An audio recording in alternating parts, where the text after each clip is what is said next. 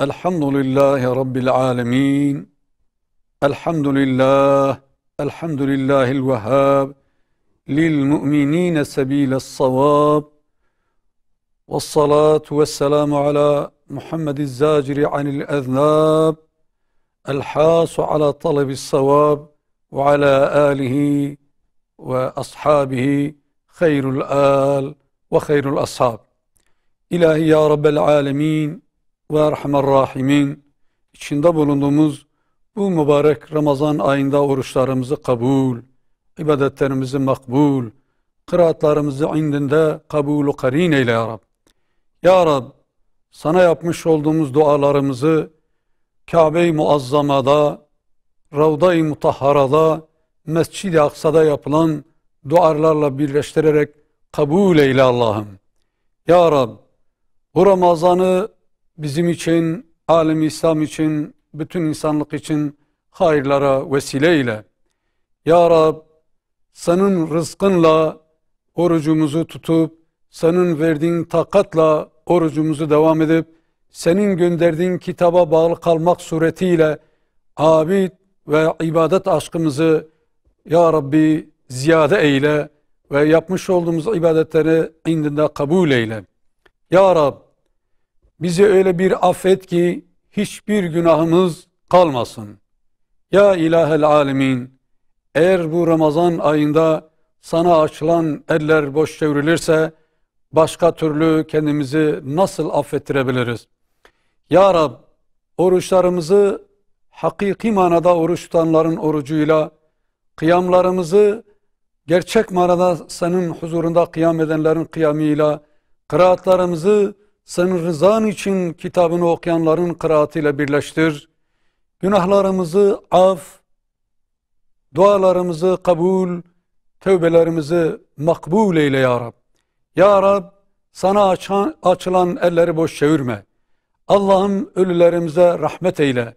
Anne babamıza, geçmişlerimize, bütün müminlere merhamet eyle ya Rab.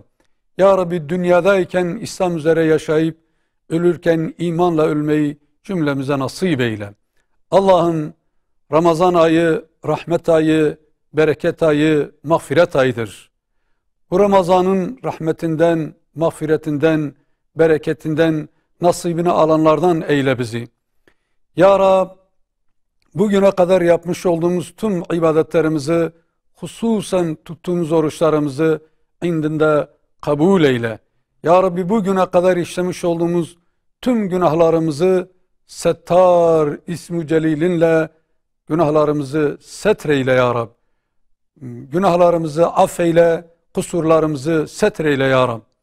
Ya Rab, çoluk çocuğumuzu salihlerden, sana ibadet eden, senin kitabına bağlı olan ve senin dinin için yaşadığının şuuruna varmış evlatlar eyle. Ya Rabbi, ailelerimizde huzur ve saadeti, sıhhatımızda afiyeti, Ya Rab, ibadetlerimizde aşkımızı eksiltme ya Rab.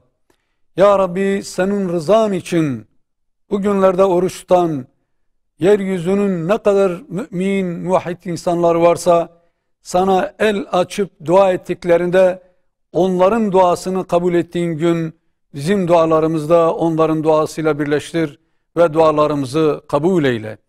Ya Rabbi, İslam üzere yaşadığımızın bilincinde ve bu bilincimizin şuurunu artır. Ya Rabbi, oruç ayı şefkat, rahmet, bereket ve fazilet ayıdır.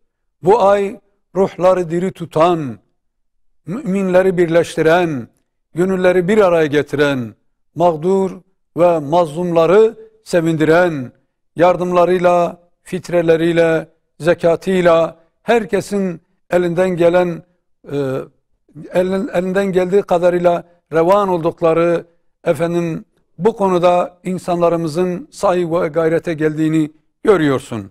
Ya Rabbi, yapılan iyilikleri indinde kabul eyle. Yapılan duaları makbul eyle. Açılan elleri boşa çevirme ya Rab. Sen alemlerin ilahısın. Bizi de affeyle Allah'ım.